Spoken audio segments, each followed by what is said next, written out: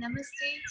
आज हम भारत के त्योहारों की चर्चा करेंगे। बच्चों, भारत एक ऐसा देश है जहाँ पर हम अनेकता में एकता का स्वरूप देखते हैं।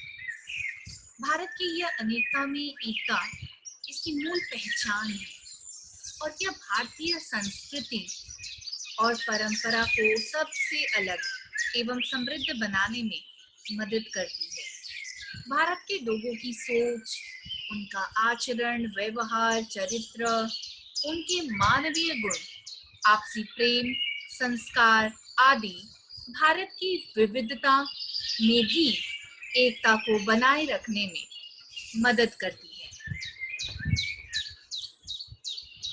भारत में कई धर्मों के लोग, कई अलग अलग जातियों के लोग निवास करते हैं और यहाँ पर हम नाना प्रकार के पर्वों का आनंद एक साथ मिलकर लेते हैं, जहां हम किसी भी प्रकार का भेदभाव नहीं करते हैं, उनके ही रंग में रंग जाते हैं।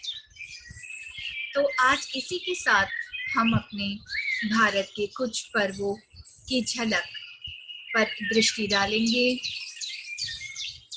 बच्चों, आप सभी ये जानते हो कि भारत भिन्न भिन्न भाषाओं एवं धर्मों के व्यक्तियों की पावन भूमि है और यहाँ के लोग भी वैसे ही दिल से पवित्र और पावन हैं। वे सबको अपने अंदर बसाने की क्षमता रखते हैं। यहाँ इस देश में हर पर्व, फिर चाहे वो पर्व गणेश चतुर्थी हो या माँ दुर्गा की दुर्गा पूजा, दीपों की माला दीपावली, सेवइयों की मिठास से भरा ईद का त्योहार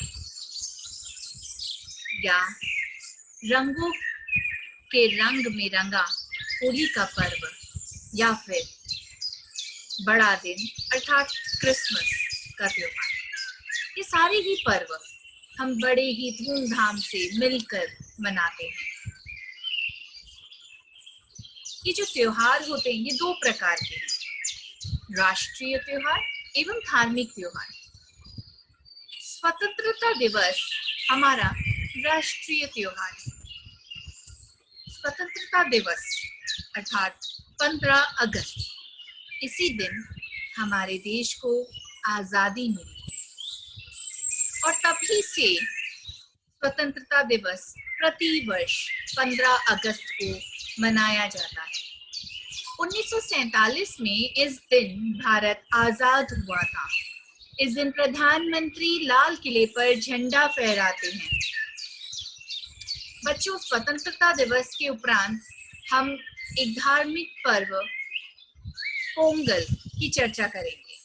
पोंगल विशेषतः तमिलनाडु में मनाया जाता, परंतु भारत के अन्य स्थानों पर भी इसकी रौनक देखते ही बनती है।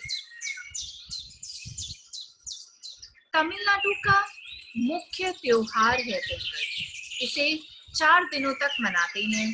गाय बैलों को सजाकर जुलूस निकालते हैं, सूर्य की पूजा करते हैं, जो प्रसाद चढ़ाते हैं उसे पोंगल कहते हैं। ये त्योहार हमेशा जनवरी के बीच में मनाया जाता है। इस त्योहार में सबसे खास व्यंजन मीठा चावल बनता है जिसमें गुड़ मिलाया जाता है और यह बहुत ही स्वादिष्ट होता है। इसके उपरांत हम चर्चा करेंगे सेवइयों की मिठास से भरी ईद के त्योहार।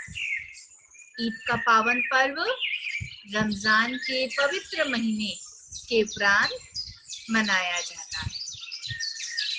ईद को ईद उल फितर भी कहा जाता है। ईद रमजान के पवित्र महीने के बाद मनाई जाती है। सब एक दूसरे के गले मिलते हैं और ईद मुबारक कहते हैं। इस पर्व में विशेषतः मीठी सेवइयां बनाई जाती है और इसी मीठी सेवइये से सभी एक दूसरे का मुंह मीठा करते हैं। बच्चों, इसके बाद हम देखेंगे और जानेंगे होली के विषय में। होली क्या है? रंगों का त्योहार, असत्य पर सत्य की जीत का त्योहार है, किसी के विश्वास का त्योहार है। होली रंगों का त्योहार है, जहां हम एक दूसरे के सभी बैर भाव, शत्रुता, द्वेष, ईर्ष्या, सारे नकारात्मक भावों को भुलाकर एक साथ बड़े ही स्नेह के साथ होली का पर्व मनाते हैं। होली का त्योहार रंगों का त्योहार है, जो प्रतिवर्ष फाल्गुन माह की पूर्णिमा को मनाया जाता है। एक दूसरे को गुलाल लगाते हैं या गीले रंग से रंग देते हैं। होली के त्योहार में खास व्यंजन के तौर पर गुजिया बनाई जाती है। बच्चों, रंगों के त्योहार होली के बाद आइए चर्चा करते हैं क्रिसमस की। क्रिसमस अर्थात बड़ा दिन, जहाँ सैंटा क्लॉस आपको उपहार देने आते हैं। क्रिसमस का त्योहार प्रति वर्ष 25 दिसंबर को ईसा मसीह के जन्मदिन के उपलक्ष्य में मनाया जाता है। इसे बड़ा दिन भी कहते हैं और ऐसा माना जाता है कि सांता क्लॉस बच्चों को उपहार देते हैं। सब एक दूसरे को केक खिलाते हैं और क्रिसमस के खास व्यंजन प्लम केक के साथ इस पर्व की मिठास और भी बढ़ जाती है। और क्रिसमस के बाद हम चर्चा करेंगे दीपावली की। दीपावली, जिसके शब्द में ही इसका अर्थ छिपा है, दीपों की माला। माना जाता है कि 14 वर्ष के वनवास के उपरांत जब प्रभु श्री राम अयोध्या वापस लौटे, तो अयोध्या वासियों ने उनके स्वागत के लिए चारों तरफ दीपक जलाए थे और दीपों से उनका स्वागत किया था। और तभी से इस पर्व का नाम पड़ गया दीपावली।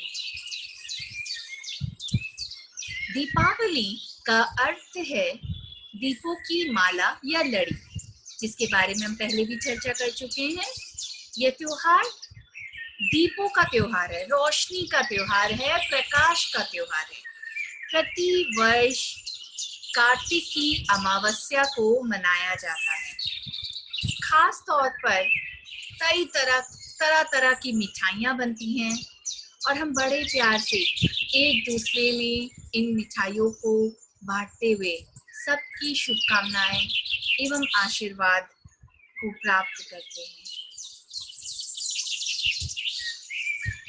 बच्चों, सभी पर्वों का अपना अलग अलग महत्व है और ये सभी त्योहार हमें यही सिखाते हैं कि किस तरह विभिन्नता में भी एकता है और कैसे इन उत्सवों से हम जीवन का आनंद प्राप्त कर सकते हैं।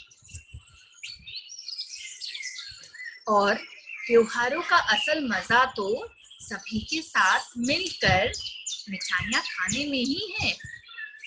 मिठाइयाँ अकेले तो अच्छी नहीं लगती हैं, तो आज के पाठ से हमने यह सीखा कि हमें आपस में मिलजुल कर रहना चाहिए और आपसी एकता को बनाए रखते हुए सभी पर्वों का आनंद उठाना चाहिए। और इसी में हमारी संस्कृति का असल गर्व छिपा है। तो इसी के साथ बच्चों, मैं अब अपनी बातों को विराम दूंगी और आप सभी का बहुत बहुत आभार।